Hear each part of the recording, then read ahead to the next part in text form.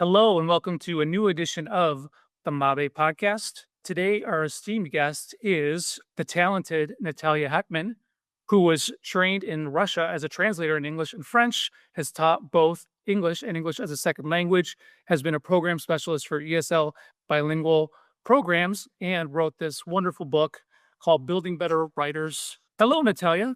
Hello, everyone. Thank you for having me. And thanks for joining us today. And also important, Natalia will be in Muskegon, Michigan on May 15th with the Building Better Writers Workshop, which she did 2 years in a row, the only time we've ever done that for the Mavi pre-conference, and was just packed house hit both years. And she's working on some new stuff as well. But for today, we're going to talk about building better writers and specifically building better paragraphs. So I'm going to start just a little bit before we get into the real moving from sentences to paragraphs. And from the introduction of the book, I found two quotes. The first, you say, the essential problem was that in order to focus on what to write, my students needed to be equipped with basic writing skills. And then you also said if a skill becomes automated, it requires minimal thinking. So I just thought it was important to preface because sometimes teachers don't understand the full impact of graphomotor skills. So before we get into this, just again, you can be the most motivated student in the world, but if you don't have the graphomotor skills, you're not going to get there. So you need to establish those first. So graphomotor skills are the refined motor abilities needed to produce legible, efficient, and comfortable handwriting. So that's why for younger learners, it's very important to practice handwriting so they can get that connection between what they're thinking in their head and what's written on paper.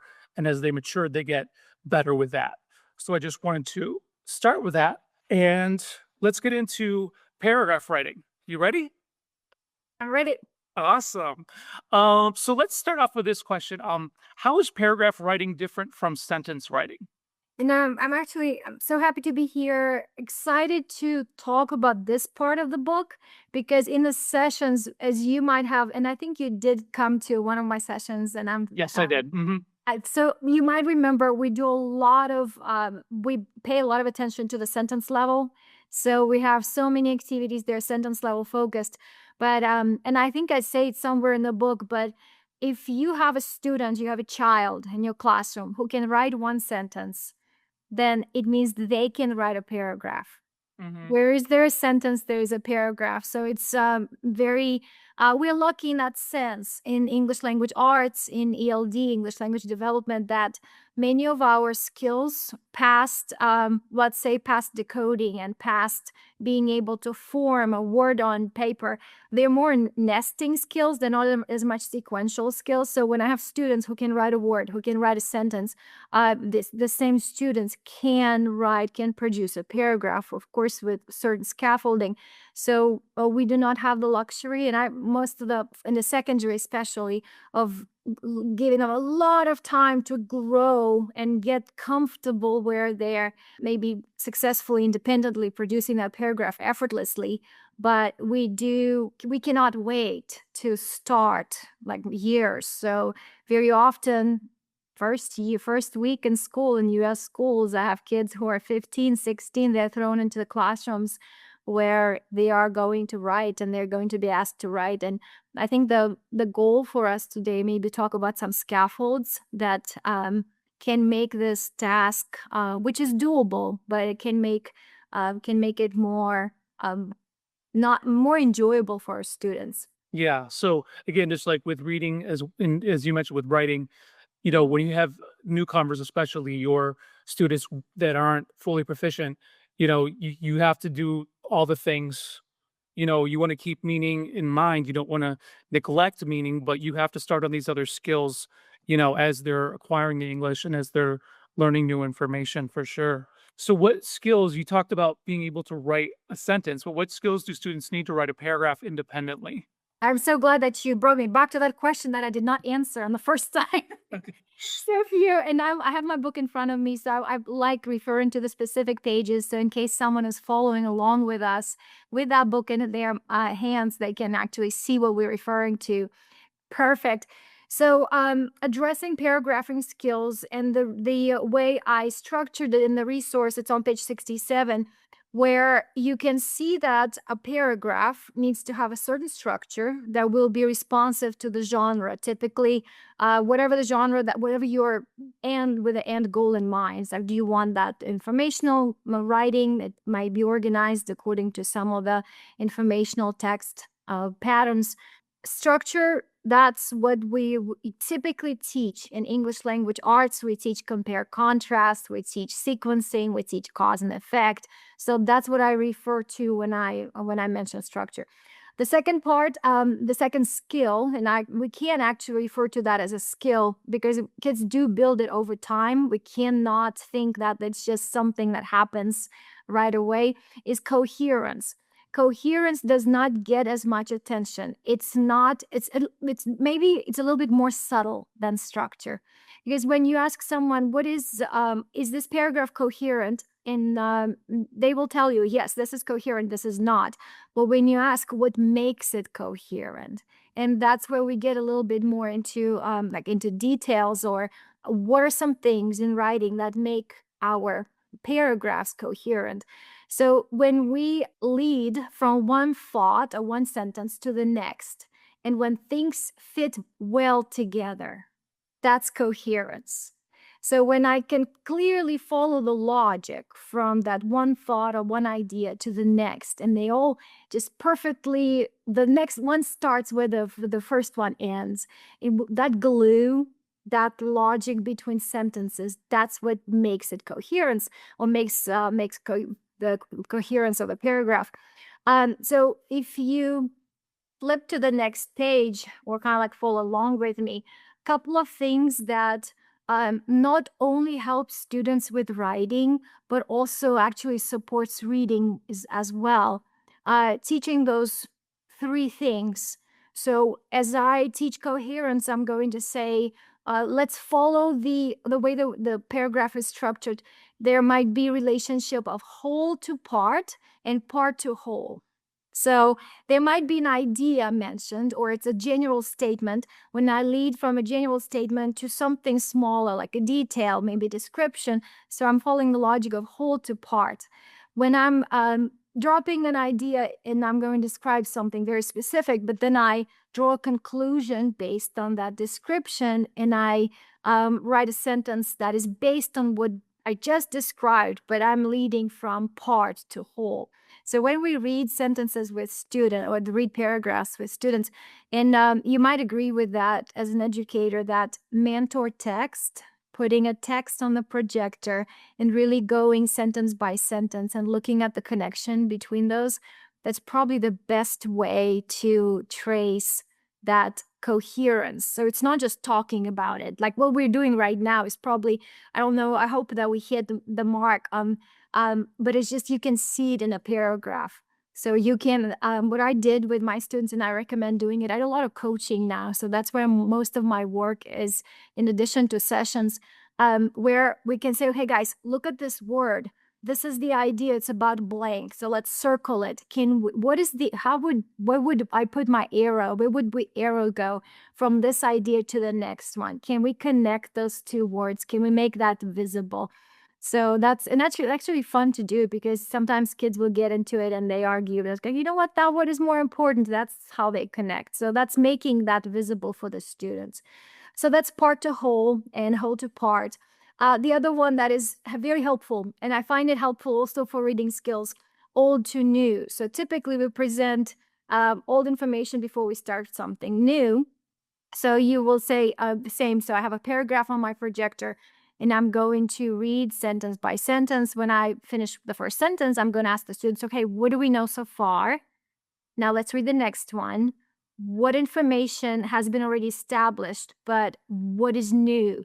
In a good writing, in a good piece of writing, or passage, or paragraph, every sentence adds a little bit of something new. Even if it's a reiteration, even if we are going back to something and repeating it, we might be using a slightly different wording. So it's always something new. And for students to be able to say, this I already know, and what this sentence adds, that's the reading skill. And I'm in Texas. Our writing writing assessment. And actually, it starts in grade 3 now. It used to be much later, but it's the rigor is the expectations are so high. But our students are tested, and this skill is particularly tested in through revising and editing. And the question would be, what sentence is best to follow sentence 5 in this paragraph? Or the author wants to add a sentence. Where do you think that sentence would go in the paragraph? So that's dropping the sentence into the paragraph. The students would have to find the place for that particular idea. That's how it's tested. And of course, the holistic, where they are writing a response, so it's extended constructed response. But because I like that you picked this part of the book, because I feel this is sometimes gets overlooked. We tend to teach the way the kids are often tested, and we're testing through multiple choice. And I don't think the multiple choice is the best way to teach. So there's no multiple choice anywhere as my like skill building activity. I'm going to do a lot of text annotation, a lot of modeling with my highlighter in hand, with drawing arrows from one word to the next. So I'm not going to ask multiple choice type of questions just yet, because I find it so much better and more authentic where we work with a particular text. Yeah, and again, so you're touching on a lot of ideas that are probably new to some people, and you do cover these at length in your book. So, if you're listening to this and you're like, "Oh, that sounds interesting," but you obviously would need to study it a bit more. It is in her book, and again, you're coming in next soon to Muskegon, and you'll probably be back again soon. But in terms of writing paragraphs, my next question, which is a huge strategy for English language learners, multilingual learners, but sometimes is not understood with the sufficient depth and complexity, is sentence frames and sentence starters. So, how can teachers use sentence frames and starters to scaffold writing assignments? So there is a chapter in the book. There is a list of different myths that we have about sentence frames, and they've been around forever and ever. And I mentioned the academic resource that a lot of college students use as well. So it's not new. It's something that's been done, but unfortunately, we do have this apprehension about using stems without developing writers. Once they pass that place where they would not have written anything without a stem, we feel all our kids may not need the stems. So the big goal for me was for that in that chapter is to really to state very clearly that all our students benefit from the stems. It's just the complexity of the stem has to increase as the students' language proficiency grows. But so if you are looking at academic phrase bank or sentence stems, and I always share it, you guys, if it's not just your beginner class where your English language development class, there are some academic stems that will benefit your pre-AP classes, because I taught both through the days. Part of my day was working with my English language learners. So that would be my ESOL class. That was first through third year in the country. But then in regular English, I had kids who really should have been in pre-AP classes. So they would benefit from different level of stems, but they would also increase the rigor in their writing. So I'm a big proponent of sentence stems. There's that resource that is shared in the book as a QR code, which takes us to Manchester University academic sentence starters and word phrase bank, which is so there's so much more than you can find on Google or Pinterest or any other, and it's truly academic. The other angle of the sentence frames and sentence starters, and when we carry out sessions, very often this book was originally written for English language arts teachers. But now, because writing is in every class, I work with teachers of different subjects. But I make a distinction between supporting writing and teaching students to write, because it's truly different. If I'm supporting writing in a math class, and that's the I have the teachers, I have participants like divide a piece of paper into two columns, and I'm gonna say, okay, on one side we're gonna write all the tools that we will use for supporting writing, and those tools are going to be my word bank, because that's my number one support. I'm gonna have my sentence starter. Sentence starters just get you started, right? And then I'm going to have a paragraph frame. Paragraph frame is has a little bit more of intensity there, where I can walk my students through the connections between the ideas. But those are wonderful tools, but they're supporting my students' writing, because I'm going to think they will be producing this paragraph or sentence with specific word choice to a specific purpose. And I'm offering all this with that task in mind. That is supporting students' writing. Teaching writing is different, because that's when the focus is on the language. And my language is going to be more, well, there's your subject, there's your verb, there's your object. I need to show the connection. And that's what we mean by that fundamentals of the language. That's my English language development class. As an English language arts teacher, I have the expertise and I have the knowledge in that. I'm not expecting my math, my science, my social studies teachers do that. That's my job. But when I Mhm. supporting writing in all those subjects, can I start with a word bank? Yes.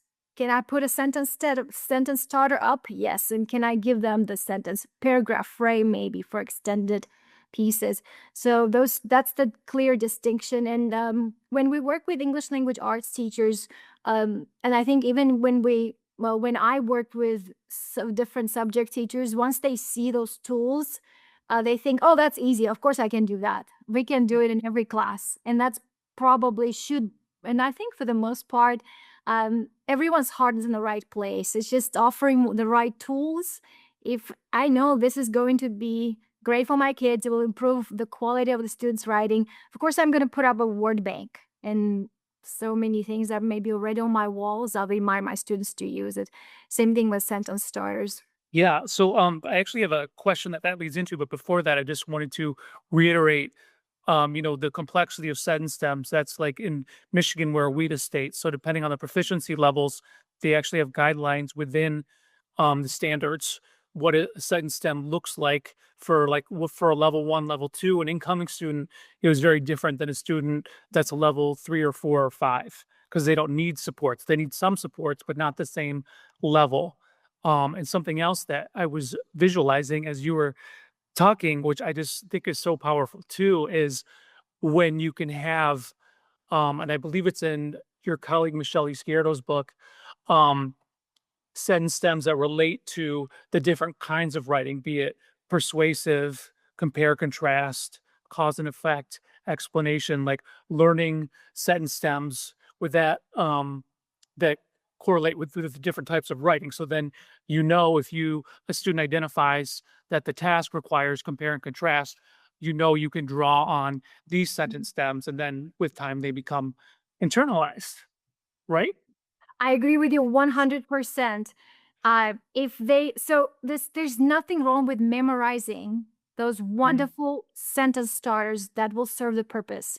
And if you in the there's so many in different resources. We have a collection, and they are sorted by language function. So you might know them under the name of language function. That would be very similar to what in English language arts we use as organic text patterns. In the book, there are two places where you can find those. So of course the phrasal bank, I'll give you the page number for that one. 48, I think. I'm gonna tell you. But there are a couple of those that you can use for different purposes depending on what your have students write. So of course you're gonna have offer them that sentence starter that serves that purpose. So for students who are beyond that beginner level where they really need more complexity, we do need to crank up the rigor of the STEM. So that's where the teacher craft comes into play. I have to pre-plan those. It's really not that easy um, to come up with a good stem that students it will serve the purpose, but then it won't be too complex. And I'll give you an example. As I mentioned, I could do a lot of coaching and I plan lessons with teachers. So sometimes, because we're so driven into offering more academic language, we can make the stem too heavy. And the moment it becomes too heavy, and then that was for speaking, we were using it for speaking, then as an exit ticket at the end of the lesson for writing. And I'm trying to think of the example. So it was elementary school, and it was a math class, and the topic was subtracting 2-digit numbers or 3-digit numbers.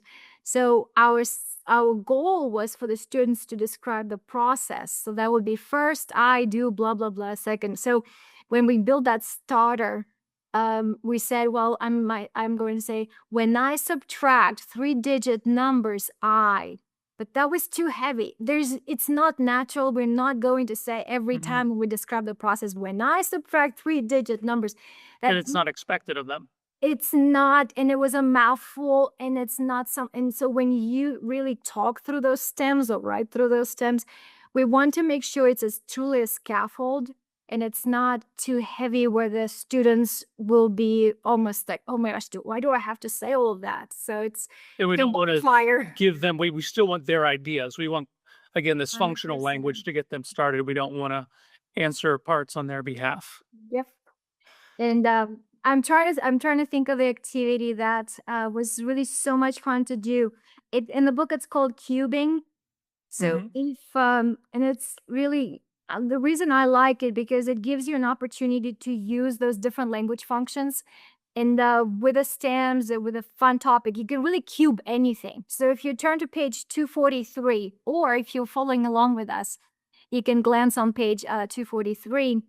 Imagine a cube, and every side of the cube, so you would have 6 sides, and every side of a cube would give you a different language function. For example, describe, compare and contrast, make an association, or analyze, apply, or maybe argumentation there. So you can think of any topic or a character or an object from the text that you're reading, or maybe that's something that you're about to write a composition about. So you can cube your topic. You can use this as your pre-writing, drafting, brainstorming strategy to get the conversation started. So I'm trying to think of what we did with, ponies or horses or something, that the story was about baby horse. So you are going to write a sentence with description of what does it look like. Then you're going to compare contrast. It reminds me of, or this is something compared to other pets, blah, blah, blah. So it was really fun, because the kids would surprise you how much thought they put into that an idea. So you have sentence starters on every side of the cube if you actually do it with a cube, or with all the students. You could just project it on the board and pick up a rule for every person, and they will complete it. So the sentence starters for argumentation, for example, that prepares them for writing, because you may be writing argumentative essay or argumentative response. So they would sound like, one may argue that. And if you do know that your students can go beyond just this particular starter, then you can increase the complexity of the starter as well. Yeah. So, was there any other? So you mentioned cubing that's in your book on 243. We'll try to get those graphics up. So if you're watching this on YouTube, you can see it there, or else in the book on 243. Was there another strategy that you wanted to highlight? I mean, there's so many, we can't talk about them all, but is there another one that sticks out for you based on the conversation we've had? Actually, I pinpoint a couple, because I wanted to talk about the paragraph, but now since we started with sentence starters, or got into the sentence starters and sentence frames, I like the activity on page 164 that's called guided paraphrase. So if you, and I think you probably appreciate those, because we just talked about tiered stems and how certain language proficiency requires that stem of a different level. So in the book, they're color coded. Guided paraphrase is based on the idea that we can take a sentence from from a paragraph, or it could be a sentence, or it could be an idea. So when I work with adults, I always tell them, guys, if you can paraphrase one sentence, or you can just pick an idea from that particular paragraph. So there are several stems. The very basic one, they're in green in the book, and it says the author stated that. The author maintains the belief that. The author asserts that. Then you have the medium, and because every state has different language proficiency levels, and ours just changed.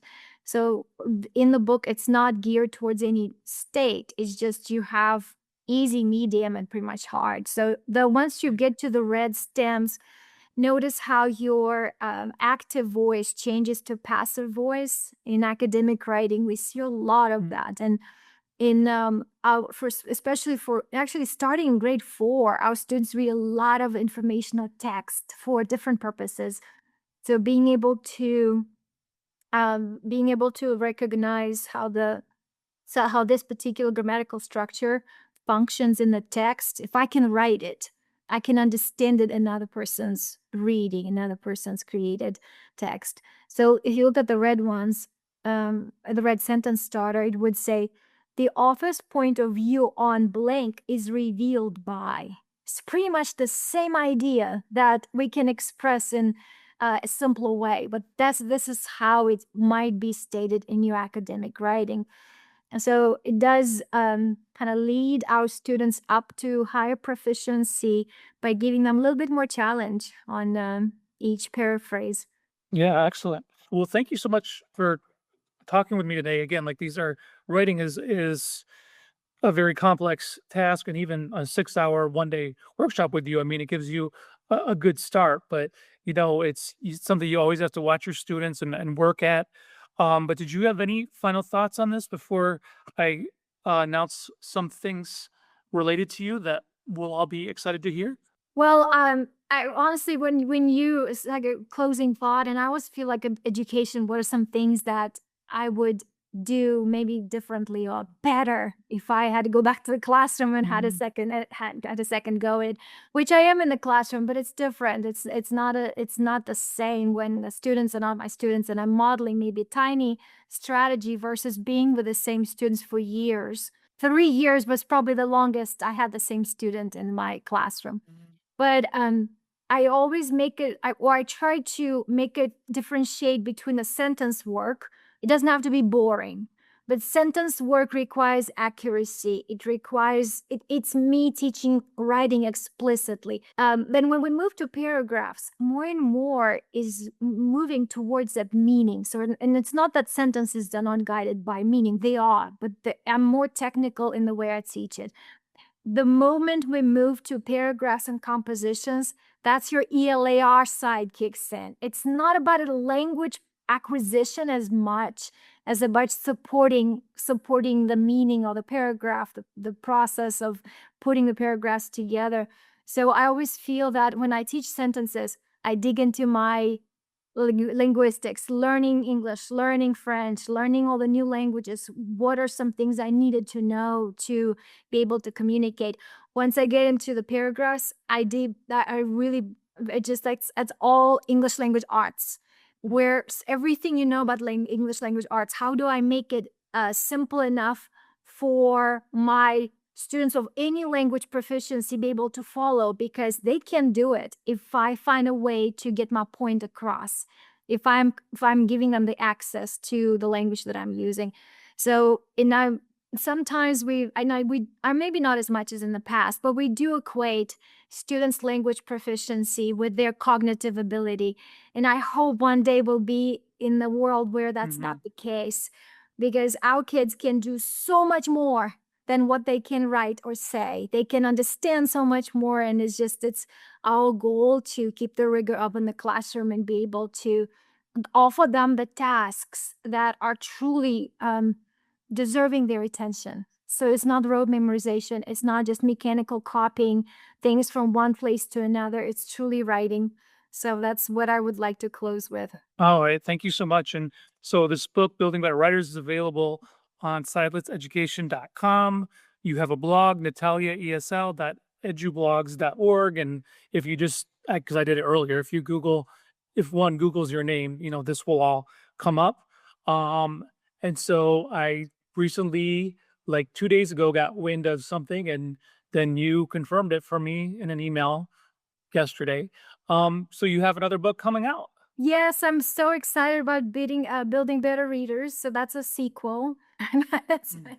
Usually it goes the other order, but I'll take it however I can get I it. know it's and many people ask her why is it backwards, right? Doesn't reading Mhm. precede writing? Now I find myself, and I probably because my background is a technical translator, and we do a lot of translating and writing. So I always felt that writing is easier to teach than reading. There's so many Mhm. things that have to be just right, just happen in the right Mhm. way. And a lot of it is not visible to the teacher. So what are the things that students are struggling with? It's much harder to figure out when the kids are reading as opposed to where they're writing. It's just right here in front of you. I can see all your errors. I hope I can help. I mean, I can help you better. But so yes, excited about the new book. I was tentatively, it's fall 2027 when we'll see it in print. And I really do hope that it will become a resource that will be helpful to educators. All right, excellent. And then one last thing, just because you mentioned it as we were trying to schedule this, you recently visited your home country of Russia, And correct? Andrew, I'm not as a big of a world traveler. I know you've been to so many places, and I always follow you on Facebook, wondering where are you going next. But and I go home every year. I go home in the spring. So before the COVID, I used to go with my two kids, and they're grown, so I've taken them every summer. But now they're all doing their own grown-up things, so I go by myself. But I'm actually going the first week of May, and as soon as I come back, I will be going to Mabis. So I'm excited. That's okay. That's okay. Yes, and that's it's my spring. That's the time where the lilac is in bloom, and you can probably relate that spring in Michigan is similar to spring in Russia. And that's Very that's the best nice. part. That's the best time to go. It's not too hot, and that's it gets really hot in the summer. So it's just the right time to travel. All right. Well, thanks so much for joining us today. And I know we'll be seeing a lot of you in the future in the state of Michigan. It was my pleasure. Thank you so much for having me. Thank you.